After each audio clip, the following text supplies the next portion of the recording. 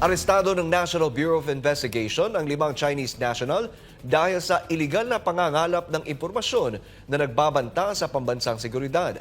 Nahuli ang mga suspect sa isang serye ng operasyon matapos ang pag-aresto sa isang Chinese national at 2 Pinoy noong Enero 17, kasalukuyang taon. Si Cherry Light sa detalye ng balita.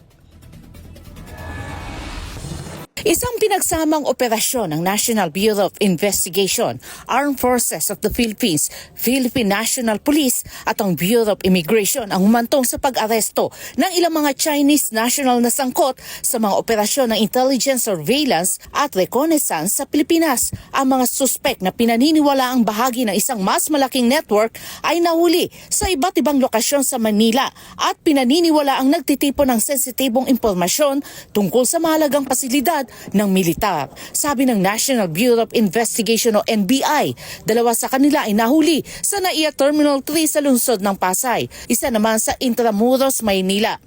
Isa pa sa Binondo at ang huli ay sa Dumaguete. Lahat sila inaaresto noong Enero 24 at 25. Iniulat ng NBI Special Task Force ang pag-aresto sa 5 Chinese national na kinilalang sina Kai Xiao Wang, Cheng Haitao, Wu Chengting, Wang Yongyi at Wu Chinren. Ang mga suspek ay miyembro ng Caoxing Volunteer Group of the Philippines at ng Philippine-China Association of Promotion of Peace and Friendship Incorporated. Ang pag-aresto ay kasunod ng pagkaka-aresto kay Deng Yuanqing at ng kanyang mga kasama noong Enero 17, 2025 dahil sa paglabag sa Espionage Act. Nagpatupad ang Armed Forces of the Philippines o AFP ng follow-up operation matapos matukoy ang isang grupo na pinaghihinalaang nakikipagtulungan kay Deng. Ang grupong ito ay pinaniniwala ang nagsasagawa ng aerial reconnaissance gamit ang mga drone na nangangalap ng data mula sa mga naval asset ng Pilipinas. We know for a fact that these images, this video that they are taking are being transmitted somewhere else. Pero hindi pa natin po alam kung saan, ano yung receiving end.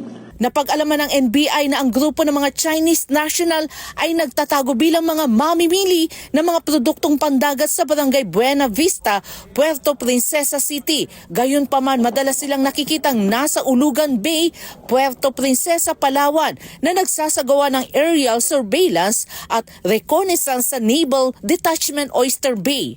Sa Barangay Bahili, ang NDOB ay bahagi ng Naval Forces West ng Philippine Navy at mayroong estratehikong lokasyon na malapit sa South China Sea. Ang pagsusuri sa kanilang mga mobile phone ay nagpakita ng mga larawan ng Buliluyan Ports Coast Guard Station, mga barko, maliliit na sasakyang pandagat at mga daungan. Mayroon ding mga larawan ng Philippine Navy Del Pilar Class PS-16, mga mapa ng Subic Bay International Airport, Naval Operating Base Subic at isang marka ng karakter ng Chino na may araw mula Barreto, Olongapo patungo sa Naval Operating Base Subic. Mayroon din mga video ng mga barko ng Philippine Coast Guard ng BRP Teresa Magbanwa at BRP Gabriela Silang. Based sa record namin, since 2023, nung nag-start sila sa Kahamutan Beach Resort, they attempted to install the CCTV and nagpalipad sila ng mga drone doon.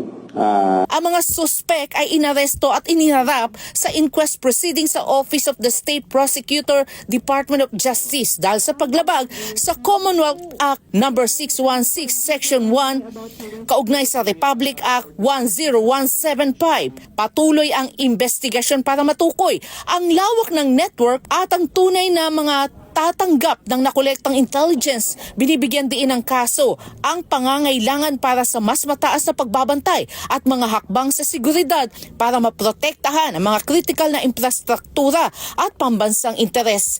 Binigyan din ni NBI Director Jaime Santiago na ang pag-aresto sa 5 Chinese national ay walang kinalaman sa kanilang mga nationality kung hindi sila ay lumabag sa batas na umiiral sa Pilipinas.